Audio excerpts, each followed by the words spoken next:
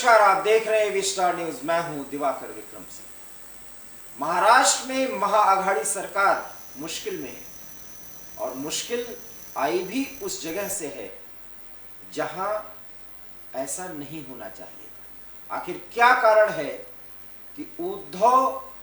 ठाकरे के नेतृत्व में जो महाअघाड़ी सरकार चल रही है, उन्हीं के पार्टी के लोग बगावत पर उतारू हो गए। महाअघाड़ी के अन्य दो घटक, नेशनलिस्ट पार्टी के शरद पवार एनसीपी के और कांग्रेस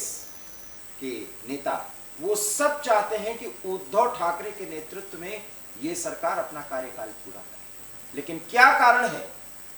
कि इस महाविकास अघाड़ी के सरकार में मुख्यमंत्री उद्धव ठाकरे के खिलाफ बगावत भी किया है तो शिवसेना के ही विधायक और बड़े नेता ने, एकनाथ शिंदे ने। और दावा वो ये कर रहे हैं कि 25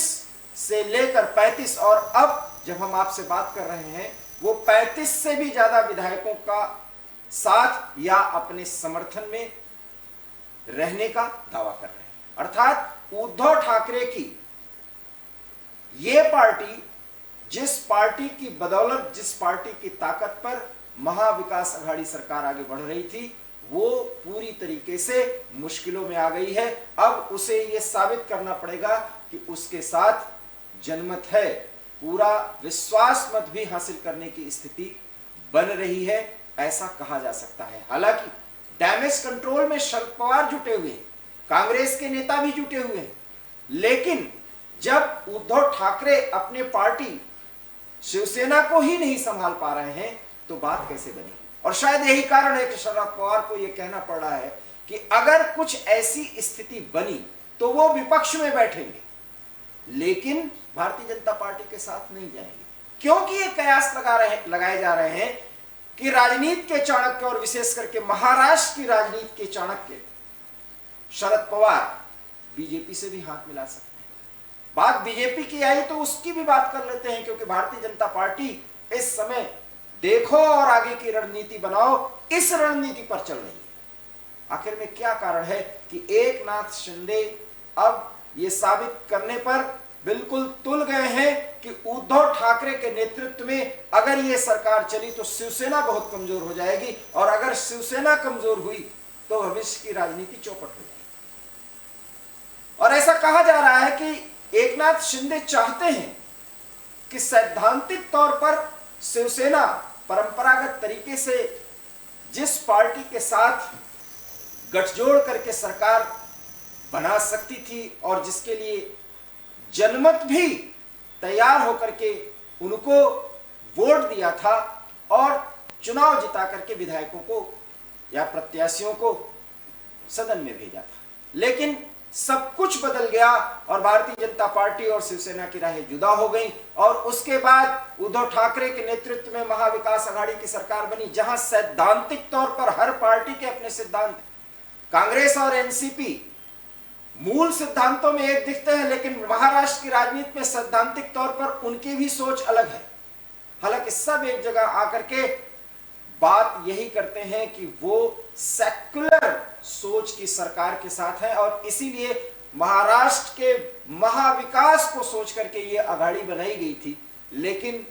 उद्धव ठाकरे बेमेल समझौते को 4 साल तक खींचने की स्थिति में आए और उसमें 2-3 बार इस तरीके की स्थितियां पैदा हुई, लेकिन इस बार जो स्थिति पैदा हुई है उसको अगर वो डैमेज कंट्रोल कर भी ले गए तो यकीन मानिए उद्धव ठाकरे अपने राजनीति को चमका नहीं सकते, अपने विरासत को आगे फैला नहीं सकते। हाँ, इतना जरूर है कि मना करके एकनाथ शिंदे को और उन विधायकों को जो फिलहाल नाराज चल रहे हैं, और गुजरात, सूरत से लेकर के मुंबई तक जो कुछ भी उठापटक का दौर चल रहा है, जब आप खबरें देख रहे हैं, समझ रहे हैं, हर एक मिनट पर पल पल में खबरें बदल रही हैं। कभी नार्वेकर जाते हैं, एकनाथ शिंदे से बात करते हैं, जिस होटल में, सूरत के होटल में रुके हुए हैं वो सारे विधायक जो उद्धव ठाकरे से नाराज हैं, उनको मनाया जाता है। कभी नार्वेकर के समझाने पर एकनाथ शिंदे उद्धव ठाकरे से बातचीत करते हैं, 20 मिनट से अधिक फोन पर बातचीत होती है, लेकिन बातचीत किसके लिए और किस सरकार के लिए? क्योंकि एकनाथ शिंदे ने एक बड़ा सवाल उठा दिया है कि विधायकों की नाराजगी है। आज तक किसी ने यह नहीं बताया कि इस महाविकास अघाड़ी में उद्धव ठाकरे की जो सरकार चल रही है वो सैद्धांतिक रूप से जो समझौता करके मजबूरी में जो सरकार चला रही है, उद्धव ठाकरे और उनके पुत्र की स्थिति तो एक मुख्यमंत्री या एक बड़े नेता के तौर पर स्थापित हो रही है, लेकिन शिवसेना की जो सैद्धांतिक सोच है वो कहीं न कहीं बहुत ज्यादा प्रभावित हो रही है। और ऐसा कुछ फील कर रहे हैं वो विधायक जो एकनाथ शिंदे के नेतृत्व में फिलहाल बगावत पर उतारू हो गए। एमएलसी के चुनाव को लेकर के सारी बातें चली, जिसमें क्रॉस वोटिंग का मामला आया और महाविकास अघाड़ी जो कुछ चाहती थी वो गेन नहीं कर पाई और भारतीय जनता पार्टी ने बाजी मार ली। राजनीति में ऐसा होता भी है, लेकिन सवाल यह है कि उद्धव ठाकरे कब तक इस तरीके से डैमेज कंट्रोल करके किसी तरीके से सब कुछ एक करके ये अघाड़ी सरकार चलाएंगे और शिवसेना की जो सैद्धांतिक सोच है उसके साथ समझौता कर लेने के बाद क्या इस राजनीति को वो इसी तरह आगे बढ़ाते रहेंगे? शायद शिवसेना के वो विधायक जो एक कट्टर हिंदूवादी सोच और राष्ट्रवाद के साथ आगे बढ़ना चाहते हैं, वो अब मानते हैं कि महाराष्ट्र में इस स्तर पर राजनीति करना अब शायद इन विधायकों के लिए मुश्किल भरा होगा। चुनाव का भी समय अब नजदीक है और महाराष्ट्र में यह सरकार जो उद्धव ठाकरे के नेतृत्व में चलती हुई दिखाई तो पड़ रही है, लेकिन सब कुछ तय किया जाता है शरद पवार की तरफ से, क्योंकि शरद पवार राजनीति के चाणक्य हैं। वो उद्धव ठाकरे की सरकार को गिरने नहीं देंगे, क्योंकि उन्हें सब कुछ मैनेज करना और उस मैनेजमेंट के तहत जब किसी मंत्री को पद देने की बात होती है, उसके विभागों के बंटवारे की बात होती है, तो उसमें भी उद्धव ठाकरे के विधायकों की नाराजगी है और उद्धव ठाकरे इन सब को सहने और स्वीकार करने के लिए मजबूर है, क्योंकि उनका मुख्यमंत्रित्व का कार्यकाल पूरा होने का जो सपना है शायद वो पूरा होते हुए देख रहे हैं। सवाल ये भी उठना चाहिए कि उद्धव ठाकरे बहुत टेंशन में नहीं दिख रहे हैं, बहुत परेशान नहीं है। ये तो कहा जा सकता है कि वो उनको मजबूरी है, उनको कुछ परेशानी है, लेकिन उनको पता है कि शरद पवार और कांग्रेस इन परिस्थितियों में नहीं चाहेंगे कि ये सरकार गिरे, और अगर गिरे तो उद्धव ठाकरे और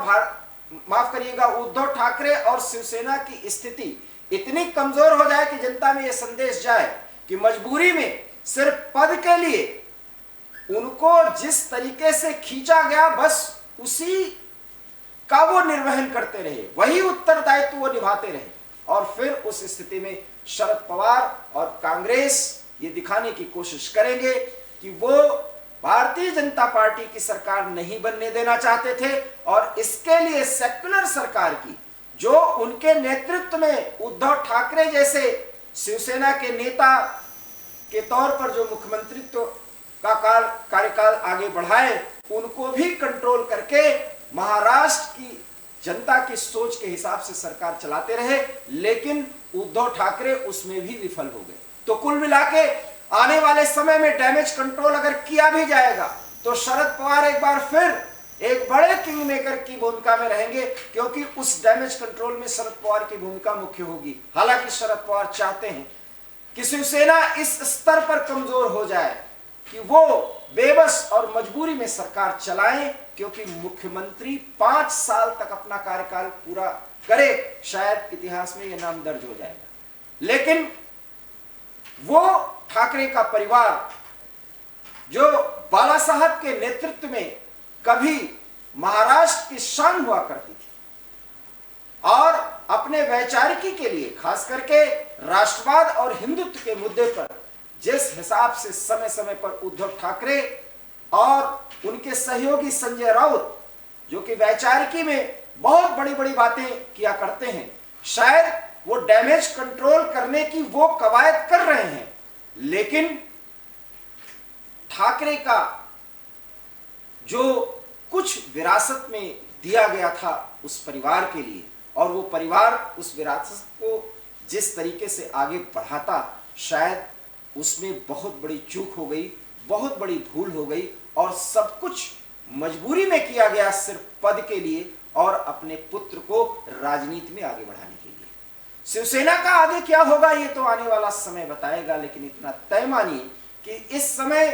गेंद सिर्फ दो ही नेताओं के या दो ही पार्टियों के पाले में है। एक है एनसीपी और शरद पवार और दूसरा है भारतीय जनता पार्टी और भारतीय जनता पार्टी का आला कमान और साथ ही साथ भारतीय जनता पार्टी का नेतृत्व जिस तरीके से महाराष्ट्र में प्रभावी है और वो भी एक युवा कंधों पर है, उन सब के बीच में ये जो लड़ाई चल रही है, जो द्वंद्व चल रहा है, उस राजनीतिक द्वंद्व में भारतीय जनता पार्टी भी अगर बहुत जल्दबाजी में सरकार बनाने की कवायद में जुटी तो शायद बहुत फायदा नहीं होगा, ऐसा फिलहाल कहा जा सकता है। लेकिन मंगलवार के सुबह से लेकर और देर शाम तक या आप कह सकते हैं आगे भी पूरी रात जिस तरह की यह कवायद चल रही है वो महाराष्ट्र की राजनीति में फिर एक बार मजबूरी की राजनीति का एक बड़ा नमूना दिखाई पड़ती है, जहां शरद पवार केंद्र में है, जहां उद्धव ठाकरे केंद्र में रहते हुए केंद्र से दूर है। सबसे बड़ी बात है कि वो जानते हैं कि उनके सरकार को बचाने की पूरी कोशिश महाअघाड़ी के सभी घटक करेंगे, लेकिन जो अपने पार्टी के विधायकों को भी नहीं समझा पा रहा है, आखिर में वो नेता आगे चलकर बचे हुए समय में महाराष्ट्र के लोगों को क्या देगा ये समझना होगा। जहां आज भी ये विधायक बात करते हैं कि उनको उनके हिसाब से मंत्रालय नहीं दिए जाते और सब कुछ इस महाविकास अघाड़ी के खेल में गड्ढमड हो गया। यह है महाराष्ट्र की राजनीति की विडंबना और उस विडंबना के तहत जो भी घटनाक्रम मंगलवार को चले उससे इतना तो तय है कि महाराष्ट्र में सब कुछ अच्छा नहीं है और ये सरकार अगर बच गई, डैमेज कंट्रोल में जुटे शरद पवार और उद्धव ठाकरे की मेहनत रंग लाई, तो यकीन मानिए आने वाले समय में फिर ऐसी स्थिति पैदा हो सकती है। और अगर नहीं पैदा हुई तो किसी तरीके से मिल मिला करके ये जो सरकार चलाई जा रही है उसका खामियाजा महाराष्ट्र की जनता जो भुगत रही है, उसको जब वोट देने की बारी आएगी तब वो निर्णय लेगी और वो फैसला उद्धव ठाकरे और शिवसेना के हक में होगा। फिलहाल ऐसा कतई नहीं कहा जा सकता, क्योंकि शिवसेना और शिवसेना का कोई भी नेता अगर वो मुख्यमंत्री भी है, चाहे उद्धव ठाकरे हो या कोई और, ये अपेक्षा करती है महाराष्ट्र की जनता कि बाला साहब की जो विरासत है उस विरासत को सजोते हुए भी अगर आगे बढ़ा जाए या उसके इर्द गिर्द रह करके अगर राष्ट्रवाद की राजनीति, हिंदुत्व की राजनीति की जाए तो बेहतर होता। भले ही भारतीय जनता पार्टी को साथ नहीं लिया गया, ये एक राजनीतिक चहलकदमी हो सकती है, लेकिन अब जिस तरीके से मजबूरी में डैमेज कंट्रोल करने के लिए इस सरकार को बचाने की कवायद की जा रही है, उसका असली फायदा आने वाले समय में भारतीय जनता पार्टी को ज्यादा मिल सकता है। इसलिए भारतीय जनता पार्टी समय रहते अगर इस पूरे मामले को आगे बढ़ते देने की कोशिश करती रही और बहुत जल्दी किसी भी जुगत से सरकार बनाने की कोशिश में नहीं जुटी तो आने वाले समय में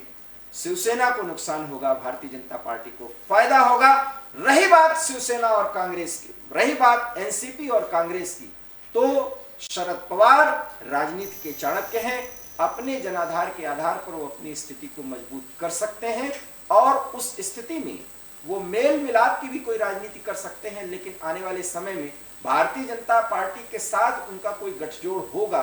सैद्धांतिक या अपरोक्ष रूप से, फिलहाल ऐसा नहीं कहा जा सकता। कहा तो यह भी जा रहा है कि एकनाथ शिंदे की मांग यही है कि भारतीय जनता पार्टी के साथ एकजुट होकर के फिर आगे बढ़ा जाए, लेकिन क्या उद्धव ठाकरे इस बात को स्वीकार करेंगे और अगर करेंगे तो क्या भारतीय जनता पार्टी उद्धव ठाकरे को इस अंदाज में, इस तरीके से स्वीकार करेगी? ये सब वो तमाम मुद्दे हैं जो आने वाले समय में पूरी तरीके से स्पष्ट हो जाएंगे और जब स्पष्ट होंगे तो आपको ये लगेगा कि महाराष्ट्र में अभी जो कुछ भी चल रहा है वो सिर्फ डैमेज कंट्रोल के बाद एक ऐसी दिखती हुई स्थिर सरकार है जो स्थिर कतई नहीं है, जिसकी चाबी, जिसका रिमोट कंट्रोल किसी और के हाथ में है और वो है शरद पवार। और ये जो स्थिति है वो महाराष्ट्र में कम से कम शिवसेना के लिए, उद्धव ठाकरे के लिए बहुत अच्छी नहीं है। एबी स्टार न्यूज में इतना ही। देश और दुनिया की तमाम बड़ी खबरों के लिए देखते रहिए एबी स्टार न्यूज, क्योंकि यहाँ खबरों का सिलसिला कभी नहीं थमता। फिलहाल मुझे दीजिए इजाजत, नमस्कार।